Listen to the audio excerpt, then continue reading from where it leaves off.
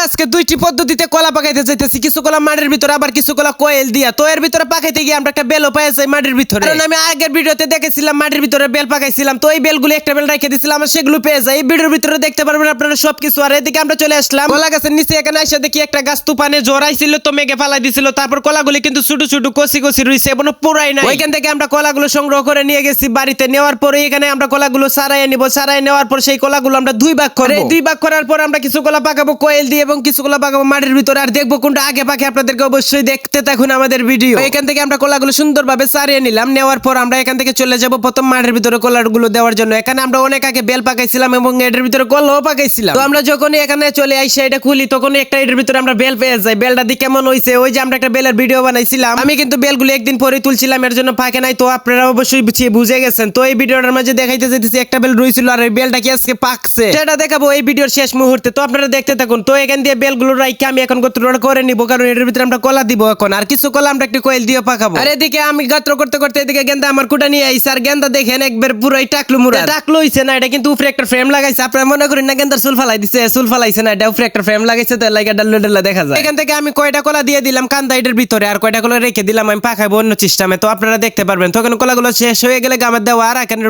উপরে একটু পাল্টে দিয়ে আমি এটাকে ভালোভাবে ঘুরে দিতেছি মাটি দিয়ে। সবগুলো দেওয়ার পর আমি যেভাবে দেখেছিলাম এইভাবে কিন্তু 100% কলা পাকে। আপনারা দিয়ে ট্রাই করে দেখতে পারতেন, অনেক সহজে অল্প সময়ে 2 দিনের ভিতরে 1 দিনের ভিতরে পেকে যায়। আর আমি অনেক দুঃখিত, কারণ আমি কয়েকদিন হয়ে গেছে, 4-5 দিন হয়ে গেছে আমি কোনো ভিডিও আপলোড করতে পারি না, কারণ আমার অনেক জ্বর ঠান্ডা হয়েছিল, তো অনেক অসুস্থ ছিলাম। এর জন্য কোনো জাতের ভিডিও বানাইতেও পারি না, আপলোড দিতেও পারি না। কারণ এটা বানাইছে ওইদিকে আমার কলা গাছ তুফান এসে ভাঙ্গা ফেলাই দিছিল, তো এর জন্য কি করবো। আর পরে এখান থেকে কলা নিয়ে আমি 2টা পার্ট বানাইলাম, 2টার ভিতরে দিয়ে দিব। সবগুলো আগুন দিয়ে ধোয়া দিছি। এখন একবার ধোয়া দিছি, এখানে ভিতরে আবার রাত্রে ধোয়া দিব। তো ওইদিকে কয়টা কলা দিয়ে একবার চলে আসলাম আমি একটি পলিথিনের ভিতরে দিয়ে ভালোভাবে বাঁধিয়ে নিচ্ছি। দেওয়ার পর একটা কোয়েলের কান্দার মধ্যে লাগিয়ে অনেকক্ষণ যাবত এটার একটু হাওয়া দেওয়ার জন্য একটু অক্সিজেন রাখছি। তো রাখার পর অবশেষে আমার ওইটা পাকছে নাকি আমি দেখাম পরে। তো এখন দেখেন আমি সেই বেলটা পাইছিলাম, সেই বেলটাকে যখন আমি ফাটাই গ্রানে একবার আমার নাক পুরাই অন্ধ হয়ে গেছে। তো আমি যে একটা খুশি তালুরে কই তাড়াতাড়ি আওতা উষ্টাই মুষ্টাই তালুই আমার আগে দূর মাইরা আইছুন, আমি ক্যামেরা দেখাইতে না দেখাই তুই তালুই আমাদের একটা নিছুন গিয়া নিয়া কি খানি রে। আমি যে বেলগুলি পাকাইছিলাম মাটির ভিতরে, আপনারা নাকি কমেন্ট করছেন পাকছে না, তো এটা পাকছে না, আমি 1 দিনের ভিতরে তুলে লাইছিলাম। আর এখন দেখেন এটার সময় হইছে 3-4 দিন লাগছে। 3-4 দিন পরে যখন আমরা আজকে তুলি দেখি এটা পাইকে তো একটা স্বাদ গ্রান হইছে, কি বলবো আপনাদেরকে। আপনারা কিন্তু এরকম টেকনিক দিয়ে যে কোনো জিনিস অল্প সময় পাকিয়ে নিতে পারেন মাটির ভিতরে, একদম সহজ। আপনারা তো দেখছেন আমার ভিডিও। আর এই ভিডিওটা এইটুকুই, কারণ এগুলো পাকলে তো দ্বিতীয় পার্ট আনা লাগবে। আর আশা করি খুব শীঘ্রই আপনাদের সামনে দ্বিতীয় পার্ট নিয়ে আসবো। তো অবশ্যই ফলো দিয়ে যাবেন দ্বিতীয় পার্ট পাওয়ার জন্য।